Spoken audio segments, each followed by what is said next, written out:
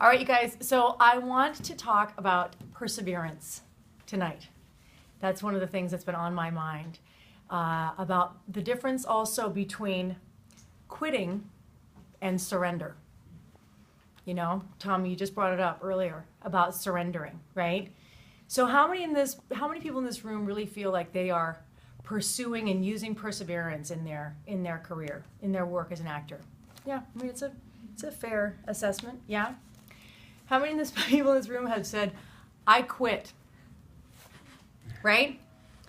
So how then do you continue on when it feels like all you're doing is failing, right? I mean, how many times do they say it takes 10,000 hours to master something, right? And in those 10,000 hours, doesn't it feel like most of that is learning what doesn't work, what not to do, how to not do that thing again? I wanted to tell you guys, this is a story that I read earlier, and I love this story. So there was a man, and he was plagued by defeat. In 31, he failed in business, and he declared bankruptcy. And then in 32, he lost an election for legislation. In 34, his business failed again. He filed bankruptcy again. The following year, his fiancée died, and a year after that, he suffered from a nervous breakdown.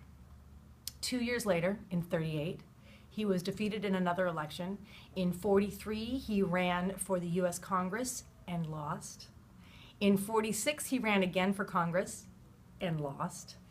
7 years later, he entered a race for U.S. Senate, and he was defeated.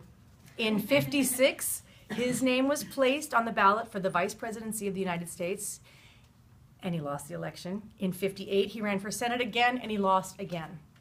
In 1860, he was then elected as the President of the United States. It's Abraham Lincoln. And that is an amazing, we don't know what is going to happen. That's 27 years, right? It's not linear, right? Our work, our journey is not just, forward motion. It's 2 steps forward, 1 step back, 3 forward, 14 back, right? It doesn't matter if we're actors, if we're doing this kind of work, if we're doing, emotional work, if we're healing from our childhood, if we are, it's never just a direct line. And, one of the things, it says, in spite of incredible setbacks, he was to become one of the greatest statesmen in our history. And his quote is, "You cannot fail unless you quit." And so that perseverance, how do we stay true? How do we not worry about what the outcome is when we're doing our work? Whether if it's in an audition or a rehearsal, and how do you measure success?